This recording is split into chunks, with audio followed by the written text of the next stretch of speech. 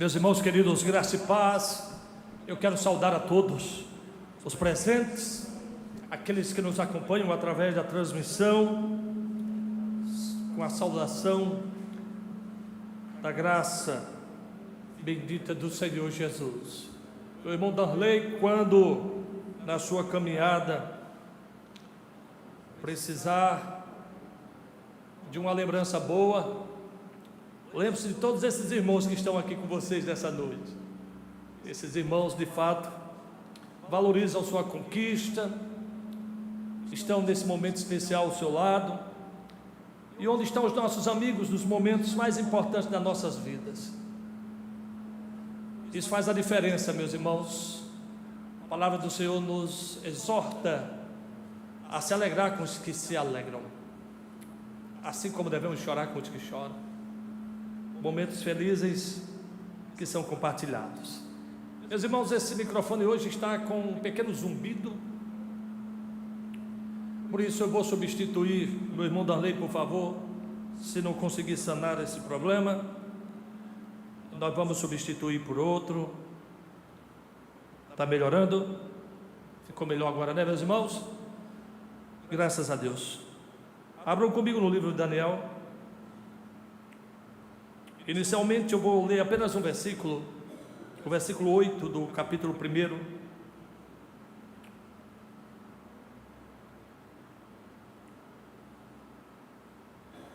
O versículo 8 do capítulo 1 do livro de Daniel diz assim: resolveu Daniel firmemente não contaminar-se com as finas iguarias do rei, nem com o vinho que ele bebia. Então pediu ao chefe dos eunucos que lhe permitisse não contaminar-se.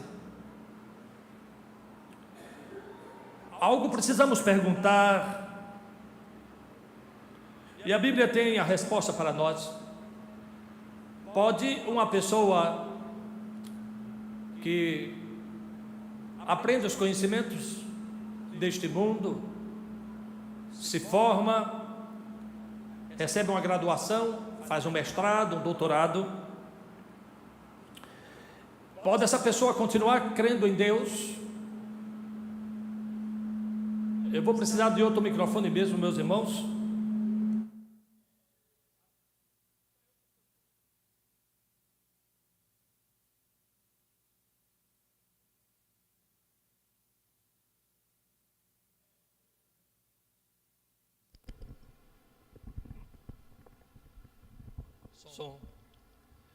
Os homens passam a vida toda tentando confiar na ciência e nas coisas humanas, mas até um microfone desse falha na hora que precisamos dele. Podemos realmente confiar? Podemos confiar na tecnologia? Podemos tê-la como algo que substitui a nossa crença em Deus? A resposta desse livro diz que não. Que um homem pode ser bem-sucedido mantendo a sua fé viva no Deus vivo e verdadeiro. Esse homem pode continuar crendo no Deus verdadeiro e ser uma pessoa extremamente inteligente. Lembre-se, meus amados irmãos, que neste mundo, em uma narrativa e através de um sistema de contra-informação, inculca na mente das pessoas que pessoas inteligentes devem ser, no máximo, agnóstico, se não quiser ser ateu. É como se fosse incompatível uma pessoa inteligente ter uma fé viva em um Deus invisível. E paulatinamente vão inculcando na mente das pessoas, e dificilmente um aluno começa um curso de um jeito e termina do mesmo jeito, sempre termina de uma forma diferente. Mas graças a Deus que temos aqui o Darley. Ele entrou como Darley, saiu como Darley. Louvado seja o nome do Senhor. Tem pessoas que entram de uma forma, você nem o conhece mais. Uma pessoa que acreditava em Deus, agora termina dizendo que é ateu. Parece haver ali uma transformação necessária para que ela encontre lugar acadêmico na academia e continuar se firmando como uma pessoa inteligente. Como se a fé não viesse do conhecimento. Se conhecimento anulasse a fé. Mas o que diferencia uma fé verdadeira de uma superstição é que uma fé sempre é resultado do conhecimento que temos. E a fé em Deus é resultado do conhecimento que temos dele mesmo. Então, meus irmãos, eu quero fazer uma aplicação rápida através desse texto, dizendo que podemos ser santos nesse mundo corrupto. Entender que Daniel, apesar da pressão que sofreu, ele se manteve um jovem santo. Nós que conhecemos o texto sabemos muito bem que houve toda uma pressão para mudar a sua identidade, mudar a sua cultura, mudar a sua crença, mudando os seus nomes. Houve todo um esforço para moldá-lo, para que ele se tornasse então útil à cultura babilônica. Se vocês lerem o texto no versículo de número 3, diz assim: disse o rei a Aspenaz, chefe dos seus eunucos, que trouxesse alguns dos filhos de Israel, tanto da linhagem real como dos nobres. Veja o versículo 4: jovem sem nenhum defeito, de boa aparência, instruído em toda a sabedoria, doutos em ciência, versado no conhecimento, e que fossem competentes para assistirem no palácio do rei e lhes ensinasse a cultura e a língua dos caldeus. Era um menino assim como Darley, bonito, inteligente, versado. A verdade é que Satanás está à procura de pessoas exatamente assim. Eu vejo as meninas bonitinhas, eu olho logo e digo: alvo de Satanás, cuidado. Nesse mundo ser bonito tem algumas vantagens e outras desvantagens. A beleza parece nos colocar em risco algumas vezes. O assédio, de boa aparência, inteligente. Os jovens inteligentes também são vulneráveis. O mundo tenta então recrutá-los para servi-los, e eles nem percebem. O mundo recruta pessoas diferenciadas para poder trabalhar para ele. E nós entendemos por essa palavra que é você, jovem, que tem que dizer não para isso. Foi Daniel que decidiu, ele decidiu a não ceder a essa onda, a esse sistema que os babilônicos queriam e preparou para ele. Ele escolheu jovens, ele não escolheu idosos. Poderia ter.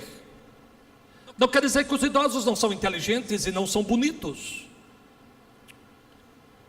mas isso quer dizer que o mundo se interessa por pessoas que têm um potencial adequado para servir aos seus interesses. Imagina a potencialidade do jovem, o seu vigor, a sua disposição, capacidade de memorização, tempo, expectativa de vida. Tudo isso é visualizado pelo diabo como uma grande oportunidade de caçar um jovem para servir ao mundo e aos seus interesses. Mas não só foi escolher os jovens, mas os melhores. Aquelas pessoas que tinham um potencial para serem aquilo que eles desejassem. Eram inteligentes, sábios, bonitos. E então o mundo diz: eu quero esse. E o mundo vai lá, marca ele todo, coloca uma identidade mundana, um pensamento mundano, e diz: agora você vai me servir, você agora vai ser formado nas minhas iguarias. Então eles têm que acostumá-lo com o melhor da Babilônia, com o que podia oferecer, e atraí-los com as delícias que ali tinham. Os jovens são atraídos às delícias deste mundo. Agora nós estamos vendo o interesse das delícias oferecidas por esse carnaval, e os jovens estão encantados com isso, e como mariposas encantadas pela luz, se dirigem desesperadamente até morrerem queimados. Mas o mundo não se preocupa com isso. O mundo oferece, mas ele não assume compromisso de protegê-lo. Ele quer só a sua força, a sua energia e inteligência para manter pulsando o curso deste mundo, seguido pelo príncipe da potestade do ar que opera nos filhos da desobediência. E então eles queriam apagar de suas mentes as lembranças do Deus verdadeiro e da sua terra. E aí então eles começam a mudar-lhes os nomes. Daniel significa Deus é meu juiz. Misael significa quem é como Deus. Ananias significa Jeová é misericordioso. Azarias significa Jeová é meu auxílio. Observe que tanto Daniel como Misael carrega esse termo que fala de Deus, o El, de Deus no plural, Elohim. Elohim é o que fala de Deus no plural no hebraico. Os nomes desses meninos carregam a essência de Deus, mas agora precisa ser mudado, colocando outro nome para que eles esqueçam de quem é o seu verdadeiro Deus. Pouco a pouco os jovens vão tendo as suas identidades mudadas, os seus costumes, a forma de vestir, o lugar aonde ir, vai sendo mudado e moldado para atender aos padrões mundanos, lhes prometendo serem prósperos e abençoados, quando na verdade caminham para a destruição. Veja que Ananias, ou Xanaiá, que vem da palavra Jeová, e Azarias, Azariá, também traz a palavra Jeová, ou Yavé, o Deus verdadeiro, e eles querem mudar esses nomes. E aí, esse texto nunca é bom quando é pregado, porque tem o nosso irmão Abdenego, ou Abdenego, nosso irmão Felipe. Abdenego significa servo de Nebo, mas eu quero dizer que o nome do Felipe não é Abdenego, é Abdenego, graças a Deus. Se fosse Abdenego, aí era perigoso. Beltesazar, senhor do tesouro confinado. Sadraque, real ou grande escriba. Mesaque, convidado de um rei. Abdenego, servo de Nebo.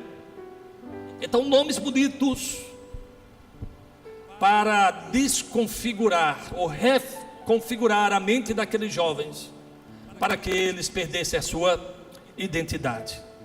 Mas nós sabemos pela história que essas mudanças não mudaram nada neles. Eles continuaram amando ao Senhor, servindo ao Senhor e dando as próprias vidas pelo Senhor. Porque aqueles que verdadeiramente foram guardados pelo Senhor, regenerados pelo Senhor e eleitos pelo Senhor, Satanás não tem poder de tirá-lo, mesmo que tente mudá-lo, a sua identidade, mudar a sua forma de ser, eles não vão conseguir. Então, meus amados, você jovem, Darley jovem, saiba que a sua fé não diminui você no seu saber, mas engrandece. Que você será mais bem sucedido crendo em Deus do que não crendo. Que sucedidos são aqueles que continuam amando aquele que verdadeiramente te colocou ali. Quem tinha colocado aqueles jovens ali tinha sido o opressor, e foi Deus que os libertou. Somente Deus liberta. Ainda você jovem, você que está terminando seu curso ou ainda fazendo, podemos manter nossa decisão neste mundo corrupto. Você tem autoridade de decidir. Mas Daniel, o mais forte desse texto é o versículo 8. Mas Daniel firmemente resolveu não contaminar-se com as finas iguarias. O foco do texto deve ser a sua decisão. Ele decidiu de forma firme. Não é a comida. A comida aqui simboliza, na cultura deles, a sua mudança. Agora ele passaria a comer daquelas iguarias. O foco deve ser não na comida. Comida não faz santidade de ninguém. Ninguém é mais santo porque come verdura ou come carne, ou come doce ou não come doce. Pode até ficar mais doente, mas santidade não tem a ver com comida. Então o foco do texto é a decisão. ele decidiu. A reação de Daniel é decidir: eu não quero. Ora, Deus concedeu a Daniel misericórdia e compreensão da parte do chefe dos eunucos. E ele então disse: Daniel, você vai então ficar sem essa dieta. E é interessante o texto, meus irmãos, porque Daniel, observe o que diz o versículo 20: em toda a matéria de sabedoria e de inteligência, sobre o que o rei lhes fez perguntas, os achou 10 vezes mais doutos do que todos os magos e encantadores que haviam em todo o reino. Esse meu irmão querido Darley, depois de inquirido, ele foi achado por Deus mais inteligente 10 vezes mais do que aquele jovem bombado que não ama Jesus. Que coisa interessante isso. Aquele jovem que se deliciou com a sabedoria da faculdade e com as iguarias deste mundo. Deus está dizendo que aquele que ama a Deus e nega a servir a este Deus deste século, 10 vezes mais sábio. Louvado seja o nome do Senhor. Isso quer dizer que aquele que termina a faculdade e continuando crendo em Deus, ele apresenta uma sabedoria 10 vezes mais do que o outro. E ele tem 10 vezes mais oportunidade do que o outro. Nós estamos vendo na nossa igreja jovens assumir o cargo de promotora do Estado. Nós tínhamos aqui outro jovem que veio da igreja presbiteriana, era promotor, ele era, na verdade, procuradora do Estado. Agora a irmã Larissa. Nós tínhamos aqui o doutor Tiago, era procurador do Estado. Tudo jovens que decidiram amar o Senhor e continuar na igreja amando o Senhor. São todos grandes para a glória de um Deus grande. E tantos outros, o doutor Felipe, vou falar para ele, depois ele vai me ouvir, promotor da Justiça Militar. Um dia ele decidiu que precisava continuar amando o Senhor, que esse mundo não tinha nada a oferecer a ele, quando seduzido por este mundo foi arrastado. Mas ele então, o Senhor colocou a sua boa mão e o trouxe de volta e colocou na igreja. E o Senhor o honrou e o abençoou para a glória de Deus. Eu não quero nem falar nos que estão aqui. Pessoas bem-sucedidas na família, sucedidas no trabalho. Pessoas que decidiram amar o Senhor e que a faculdade não viesse a moldar o seu pensamento, mas contribuir para a formação que precisavam, para assumir com dignidade o cargo que o Senhor lhe outorgou. São pessoas honradas, pessoas que não negociaram com este mundo, pessoas que esperaram confiantemente no Senhor e o Senhor os atendeu. Então que seja assim para nós, meus irmãos. Aprenda a dizer não. Eu queria que tivesse todos os jovens aqui, para dizer para eles: diga não para este mundo. Tenha autoridade de dizer firmemente: eu não quero. Eu não quero a sua oferta. Eu quero continuar crendo no meu Deus, porque é Ele que me dá a vitória. Não ficarei menos inteligente porque eu creio no meu Deus. Eu serei 10 vezes mais inteligente. Então essa decisão foi importante. Eu quero terminar dizendo que podemos ser santos nesse mundo corrupto. A santidade é algo extremamente importante, meus irmãos, para todos nós, e em especial para a juventude. Nós devemos ser santos, meus irmãos, porque a voz de Deus nas Escrituras ordena claramente: como filhos da obediência, não vos amoldeis às paixões que tinhais anteriormente na vossa ignorância. Pelo contrário, segundo o que é santo aquele que vos chamou, tornai-vos santos também vós mesmos em todo o vosso procedimento, porque escrito está: sede santo, porque eu sou santo. Eu devo ser santo porque Deus diz que eu devo ser santo, porque eu não devo me moldar às paixões. Esse mundo é visto como uma massa moldável, é um curso. Os jovens vão sendo levados, cada geração vai ter uma tendência, e os jovens procuram seguir nesse curso essas tendências e se ferem, se machucam, se marcam. Eles sofrem a pressão de um mundo que tenta nos levar a rodo, o curso deste mundo. Toda geração terá os seus desafios. E nós precisamos em cada uma delas ser valentes para não nos deixar levar. Também devemos ser santos, porque essa é a grandiosa finalidade e propósito daquilo que Cristo veio fazer no mundo. Nós fomos chamados, meus irmãos, nesse propósito santo, de sermos diferentes, separados, para a louvor e a glória do Senhor. Vocês não vieram a este mundo para se misturar neste lixo de mundo. Nós viemos a este mundo para nos separar e nos identificar como verdadeiros filhos de Deus. A Bíblia diz: Cristo, o amor à igreja e a si mesmo se entregou a ela para que a santificasse. Uma das razões para o amor de Deus pela igreja é torná-la santa, separada de toda essa cosmovisão maligna deste mundo perverso, que não tem nenhum compromisso. Nós temos meninas com 13 anos engravidando, perdendo todo o seu projeto de vida, sem nenhuma condição de educar uma criança pequena. Nós temos jovens se envolvendo com sexo antes do tempo e tendo traumas profundos pelo envolvimento que só deveria ser experimentado na hora certa. E tudo isso é a armadilha do diabo para desfocar, para tirar o foco do que é mais importante. Jovens, foque no estudo. Jovens, não esqueçam de Deus. Não sigam a manada. Naturalmente, a sociologia explica esse efeito manada. Há uma natureza no ser humano de sair seguindo os outros, mesmo quando estão indo para o inferno.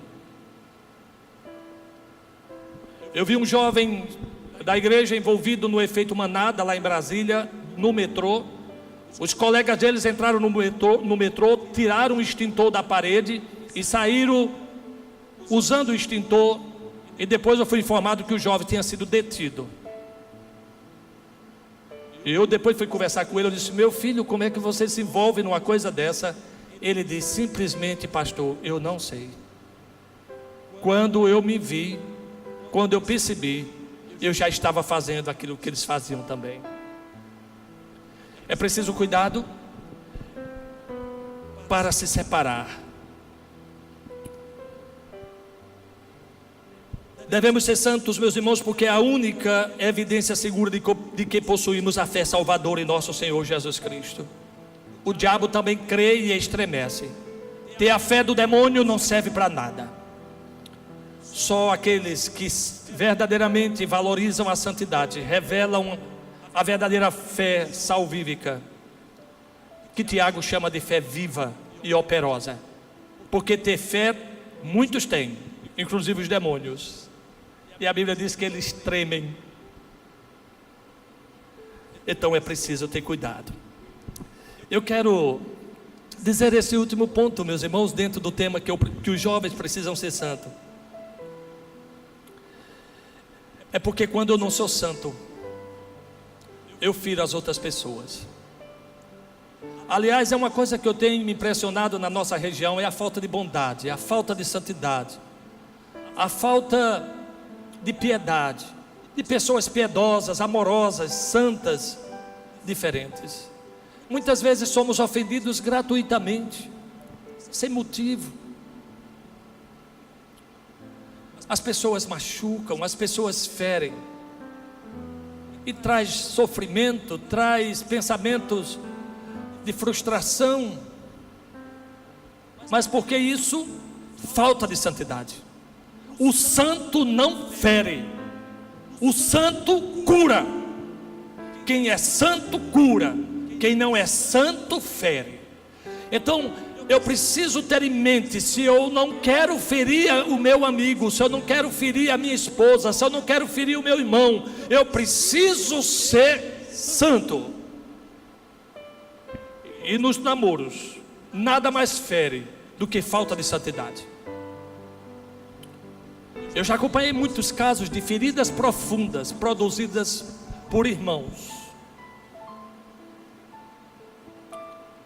produzida por aqueles que deveriam curar feridas, mas se tornaram os especialistas em produzir feridas. Qual o motivo? Não estão vivendo uma vida santa.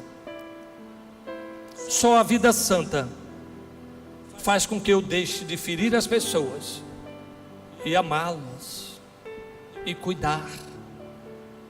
Quando eu não tenho santidade, eu firo gratuitamente por nada. Por nada. E nós temos tido pessoas com problemas emocionais profundos, desconfianças relacionais imensas, porque eu não posso confiar em quem não é santo. Eu não posso confiar em quem não é santo, meus irmãos. Quem não é santo, uma hora me machuca. Então, se o jovem quer relacionamentos verdadeiros, sólidos, duradouros, precisam desenvolver santidade. Isso tem que começar logo. Começa logo. Então, meus amados, que todos aqueles que estão na faculdade não deixem de pagar a matéria sobre santidade. Você pode ser um profissional extremamente maldoso. Você pode tratar muito mal as pessoas. Se você for um médico, um advogado, se for professor, se for qualquer uma categoria, você vai, de repente, sem perceber, você vai estar ferindo aqueles que precisam de cura. Seriam possíveis jovens fortes em um mundo corrupto? Esse texto diz sim, Daniel foi. É possível ser inteligente e ser um crente fiel? Daniel foi. É possível ser bem sucedido sendo um crente fiel? Daniel foi. É possível você, com todos os seus graus, mestrados e doutorados, continuar mantendo sua fé viva em Deus e sendo um excelente profissional, cumprindo a sua vocação fiel, honrando a Deus e glorificando o seu nome. Que Deus possa aplicar essa palavra ao seu coração. E é você que nos assiste, leve a sério. Isso vai mudar a sua vida. Que Deus aplique essa palavra ao seu coração.